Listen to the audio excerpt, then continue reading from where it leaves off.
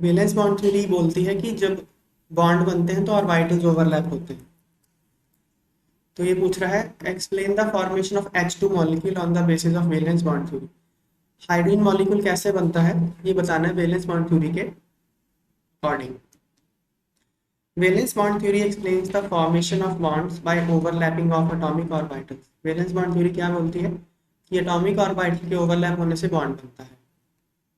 Hydrogen की electronic configuration क्या होती है 1s1। तो उसमें एक इलेक्ट्रॉन 1s में होता है ना, तो दो एच है तो दोनों में 1s में होगा। तो एक एटॉमिक ऑर्बिटल इसका दूसरा एटॉमिक ऑर्बिटल इसका ओवरलैप कर जाएंगे और ये बन गया इसका मॉलिक्यूल। इसमें क्या है जब ऑर्बिटल ओवरलैप करते हैं तो उनमें जो इलेक्ट्रॉन होते हैं उनका स्पिन ऑपोजिट होता है। Okay, 1s atomic orbital of a hydrogen atom containing one electron overlaps with 1s atomic orbital of another hydrogen atom containing one electron to form H2 molecule. Spin of electrons in combining atomic orbitals is opposite। दिखा दिया हमने। ये तो हमने इसका orbital overlap दिखाया, अब हम इसकी एनर्जी लेवल कैसे चेंज होती है वो बताएंगे। ठीक है ना। तो देखो पहले मैं एक बार समझा देता हूँ आपको यहाँ डायग्राम की मदद से, फिर मैं पढ़ा देता हूँ। देखो ये डायग्राम क्या दिखा रही है, ये दिखा रही है potential energy versus distance. R मतलब डिस्टेंस डायग्राम। ठीक है ना। तो एक काम करता हूँ, यहाँ देखो आप, एक एटम को मैं यहाँ फिक्स कर लेता हूँ। यहाँ पे एक हाइड्रोजन एटम को मैंने यहाँ फिक्स कर लिया और एक हाइड्रोजन एटम बहुत दूर है ये मान। ठीक है ना।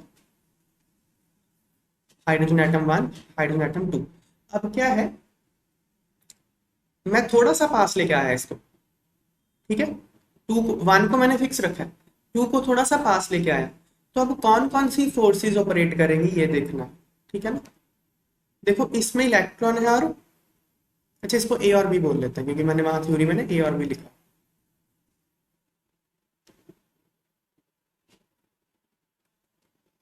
ए और बी। तो अब कौन कौन सी फोर्सेस ऑपरेट करेंगी, इसमें इलेक्ट्रॉन है और प्रोटॉन है। प्रोटॉन को क्या लिखा है जो थ्योरी में लिखा ना वही देख लेते हैं।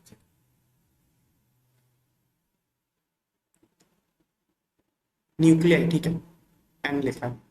न्यूक्लियस में क्या होगा प्रोटॉन है ना, इलेक्ट्रॉन होंगे ए के और ए का न्यूक्लियस है, यहाँ पे बी के इलेक्ट्रॉन और बी का न्यूक्लियस है, यही है ना, है कि नहीं। अब अट्रैक्शन किस किस में होगी बताओ। अट्रैक्शन इलेक्ट्रॉन ऑफ ए और न्यूक्लियस ऑफ बी और न्यूक्लियस ऑफ ए और इलेक्ट्रॉन ऑफ बी, इनमें तो होगी अट्रैक्शन।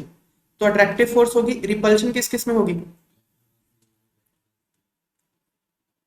इलेक्ट्रॉन ऑफ ए और electron of B, nucleus of A और, तो अट्रैक्टिव फोर्स भी है और रिपल्सिव फोर्स भी है। ठीक है ना। पर जितना डिस्टेंस यहाँ है ना ए और बी में, इसमें अट्रैक्टिव फोर्स ज्यादा डोमिनेंट होती है। ओके, ये एक्सपेरिमेंटल देखा गया ऐसा होता है। फिर क्या बी को और पास ले आऊंगा मैं, और पास ले आइए आप। इस पूरे रीजन में ना अट्रैक्टिव फोर्स डोमिनेंट है, और पास ले आइए आप। ओके, अट्रैक्शन बढ़ती जाएगी, अट्रैक्शन बढ़ती जाएगी क्योंकि हमने पढ़ा है ना फोर्स ऑफ अट्रैक्शन क्या होती है, के Q1 Q2 by R. Distance के इनवर्सली प्रोपोर्शनल, डिस्टेंस जितना कम होता है फोर्स ऑफ अट्रैक्शन उतना ज्यादा होता है। तो यहाँ पास आ रहा है। ठीक है ना। अच्छा मैं पोजीशन भी मार्क कर देता हूँ, मैं पोजीशन नंबर 1 2 3 4 4 बन गया। अब क्या है ना पोजीशन नंबर 1 2 3 4 ये रीजन है डायग्राम में। देखो डायग्राम में ये रीजन है इस तरफ, डायग्राम के इस रीजन में अट्रैक्टिव फोर्स डोमिनेट कर रही है। मतलब ए और बी में अट्रैक्शन है, अगर बी 1 2 3 4 कहीं भी होगा, 1 2 3 4 में से बी कहीं भी होगा तो ए उसको अट्रैक्ट करेगा। ये बात समझ में आ रही है। फिर क्या, अगर आपने 4 से और पास लेके आना चाहा बी को तो फिर रिपल्सिव फोर्स डोमिनेट करने लगेगी। समझ में आई बात। और आप इसको और ज्यादा अंदर प्रेस करोगे तो क्या होगा, रिपल्शन डोमिनेट करने लगेगी। वो ये रीजन आ जाएगा, रिपल्सिव फोर्स। ओके, अब मैं आपको समझाता हूँ पोटेंशियल एनर्जी डायग्राम क्या हुई इसकी। अच्छा, जब वो पोजीशन नंबर 4 पे है, एटम नंबर बी जब पोजीशन नंबर 4 पे है, तो अट्रैक्टिव फोर्स और रिपल्सिव फोर्स इक्वल होंगे, दोनों इक्वल होंगे। और उस डिस्टेंस, और हम बोलेंगे कि अब बॉन्ड बन गया, ए और बी में बॉन्ड बन गया। और जितना ए और बी में डिस्टेंस होगा, when attractive forces and repulsive forces are equal, when attractive forces and repulsive forces are equal, उस समय जितना ए और बी में डिस्टेंस होगा उसी को बोलते हैं बॉन्ड लेंथ, और वो आती है 74 पिकोमीटर। समझ में आई बात? अब मैं इसकी डायग्राम, तो ये बॉन्ड लेंथ है इसकी, ये जो डिस्टेंस होगा ना, ये कितना होगा 74 पिकोमीटर। तो 74 से ज्यादा करोगे अगर आप लेंथ तो अट्रैक्शन होगी, 74 से कम करोगे अगर आप उसमें बॉन्ड उसकी डिस्टेंस तो रिपल्शन हो जाएगी। 74 पे अट्रैक्टिव फोर्सेस और रिपल्सिव फोर्सेस इक्वल होते हैं। ये बात समझ में आ गई? ये मैंने फोर्सेस के रिस्पेक्ट में समझाया। बहुत दूर है तो अट्रैक्शन है, बहुत पास है तो रिपल्शन है। एक बीच का डिस्टेंस है जिसको बॉन्ड लेंथ बोलते हैं, उस डिस्टेंस पे अट्रैक्टिव और फोर्सेस बराबर है। फोर्स से समझ में आ गया क्या हो रहा है बॉन्ड फॉर्मेशन में? तो बॉन्ड फॉर्मेशन के वक्त होगा क्या, attractive forces and repulsive forces balance हो जाएंगी। अब मैं इसकी एनर्जी समझाता हूँ, बहुत सिंपल है। देखो, मान लो यहाँ पे पोजीशन नंबर 4 पे जब एटम बी था, मान लो वो रिपल्सिव और अट्रैक्टिव बराबर है, बॉन्ड बना दिया।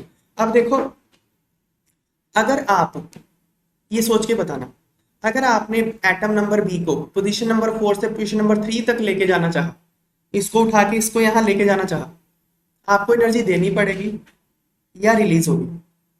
आपको उसको खींच के ले जाना पड़ेगा या अपने आप चला जाएगा? खींच के ले जाना पड़ेगा। ये बात समझ में आ रही है? क्योंकि जब वो 3 पे पहुंच रहा है तो 3 पे पहुंच के ए उसको अट्रैक्ट कर रहा है। देखो, अगर बी को आपने 3 पे, अगर मान लो बी 3 पे पड़ा है, अगर बी 3 पे पड़ा है तो ए उसको अट्रैक्ट कर रहा है ना, मतलब इसको यहाँ इस तरफ अट्रैक्शन हो रही है, और मैं बोल रहा हूँ इसको दूर लेके जाओ, तो दूर लेके जाओ तो आपको एनर्जी देनी पड़ेगी ना। तो यहाँ पे ये डिस्टेंस, ये क्या शो कर रहा है, ये पोजीशन नंबर 4 है, ये ए है। तो मैं यहां से अगर इसको यहां लेके जा रहा हूं तो मुझे एनर्जी क्या करनी पड़ी है, सप्लाई सप्लाई करनी पड़ रही है। मतलब इस रीजन में जो एनर्जी थी वो इस रीजन से कम थी। ये बात समझ में आ रही है? भाई आपने सप्लाई करी तो एनर्जी बढ़ जाएगी ना, इसीलिए इसकी एनर्जी यहाँ ऊपर ज्यादा होगी ना। देखो यहाँ कितनी है वो मैटर नहीं कर रहा, मैं इतनी बात बोल रहा हूँ जितनी एनर्जी पोजीशन नंबर एक्स पे है, पोजीशन नंबर वाई पे उसकी एनर्जी ज्यादा होगी नहीं होगी, क्योंकि आपने सप्लाई करी है कुछ एनर्जी। समझ में आ रही है बात? पोजीशन नंबर 4 से पोजीशन नंबर 3, यहां से यहां ले जाने में एनर्जी सप्लाई करी है, तो यहां पहुंच के एनर्जी ज्यादा हो जाएगी ना। तो ऐसा हर रीजन में होगा, इस पूरे रीजन में एनर्जी सप्लाई की जा रही है क्योंकि यहाँ अट्रैक्शन है, यहाँ इसको खींच के लेके जाओगे तो एनर्जी सप्लाई कर रहे हो आप, तो यहाँ एनर्जी क्या होगी, कम होगी। फिर देखो दूसरा सोचो, अगर आपने इसको और प्रेस करना है, बी को आपने और यहाँ प्रेस करना है, तो प्रेस करने में तो आपको एनर्जी देनी पड़ेगी। तो प्रेस करोगे तो इस रीजन में जाओगे, फिर से सप्लाई कर रहे हो एनर्जी, फिर से सप्लाई कर रहे हो एनर्जी, तो एनर्जी बढ़ जाएगी। ऐसे बढ़ गई बढ़ गई बढ़ गई। मतलब मिनिमम कब है एनर्जी, जब ना तो अट्रैक्शन ना यहाँ पे मिनिमम एनर्जी है इस पॉइंट पे। जब बॉन्ड बन गया वहां पे एनर्जी क्या है, मिनिमम है। उसके दोनों तरफ, जहां रिपल्सिव फोर्स डोमिनेट कर रहा है और जहां अट्रैक्टिव फोर्स डोमिनेट कर रहा है, दोनों तरफ एनर्जी उससे ज्यादा है। ठीक है ना? ये तो रेफरेंस है। देखो -436 कैसे आया, रेफरेंस है। तो हमने रेफरेंस क्या माना इसको, जब दोनों एटम बहुत दूर दूर हैं, ये आर की वैल्यू जब इनफिनिटी मतलब बहुत ज्यादा है, तब हमने मान लिया कि पोटेंशियल एनर्जी कितनी है, ओके। उस जीरो के रिस्पेक्ट में इसकी -436 है। कहने का मतलब है अगर आप यहां से उठा के एटम को बहुत दूर लेके जाओगे तो आपको 436 किलो जूल पर मोल एनर्जी देनी, वो रेफरेंस ये लिया हुआ। ठीक है बात है? ये पोटेंशियल एनर्जी डायग्राम समझ में आ गई।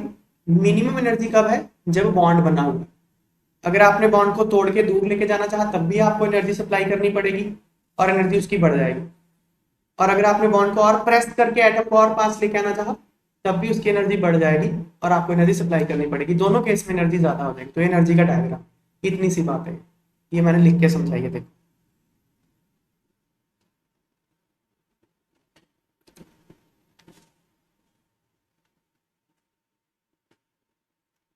Formation process of H2 molecule is explained below. Consider two hydrogen atoms A and B approaching each other. दो एटम है अप्रोच कर रहे हैं, उनके न्यूक्लियस है Na और Nb और इलेक्ट्रॉन है Ea और Eb. When two atoms are at large distance from each other, there is no interaction between them.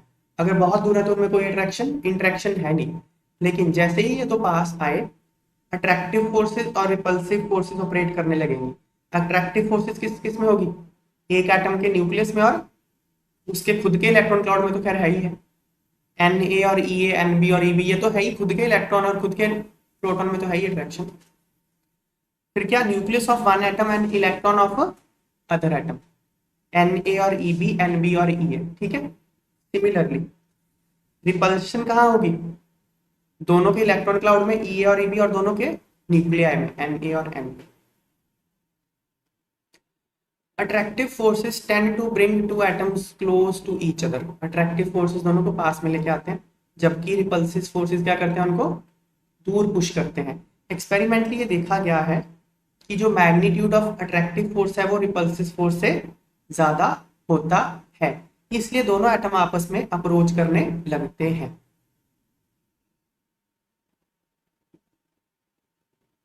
और उनकी पोटेंशियल एनर्जी क्या होने लगती है? कम होने लगती है। ये यहाँ पे ट्रैवल कर रहे हैं, हम इससे यहाँ पे ट्रैवल कर रहे हैं, समझ में आ रही है बात है? अप्रोच कर रहा है, डिक्रीज हो रही। एक एटम को यहाँ फिक्स रखा हुआ है ऐसे, दूसरा उसके पास आ रहा है, तो कम हो रही है पोटेंशियल एनर्जी। अल्टीमेटली एक ऐसी स्टेज आती है जहां पे नेट फोर्स ऑफ अट्रैक्शन और नेट रिपल्शन फोर्स क्या हो जाती है? बैलेंस हो जाती है, और सिस्टम की एनर्जी क्या हो जाती है? मिनिमम।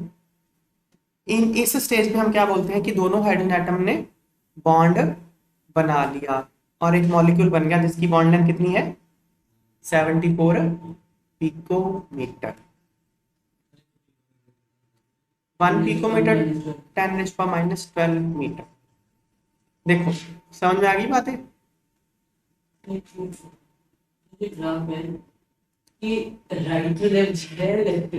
जा कहीं नहीं रहा है, ये टाइम थोड़ी है कहीं जा रहा है, डिस्टेंस के साथ ग्राफ है, उसको रीड कर लो। जानना किसको है? कहीं किसी ये ऐसे है ना, एक एटम यहाँ फिक्स रखा हुआ है इस ग्राफ में ना, ये थोड़ा कंफ्यूजिंग है, ये इसको एक एटम यहाँ फिक्स रखा हुआ है और एक एटम यहाँ है, इसके बीच का डिस्टेंस है रेडियस r, तो जितना डिस्टेंस होगा उसके अकॉर्डिंग ही पोटेंशियल एनर्जी है, ठीक है ना। यहाँ पे डिस्टेंस 74 पिकोमीटर हो जाएगा। एक्चुअली एक एटम यहाँ नहीं रखा, टू बी एग्जैक्ट मैं बताऊँ, यहाँ रखा हुआ, ये भी सही नहीं है, यहाँ रखा, एक एटम यहाँ रखा हुआ, दूसरा एटम यहाँ रखा, इसको पास लेके आ रहे हैं। जब वो यहाँ आ जाएगा तो डिस्टेंस इनमें 74 पिकोमीटर है, यहाँ पे एनर्जी होगी मिनिमम, ठीक है, क्लियर है?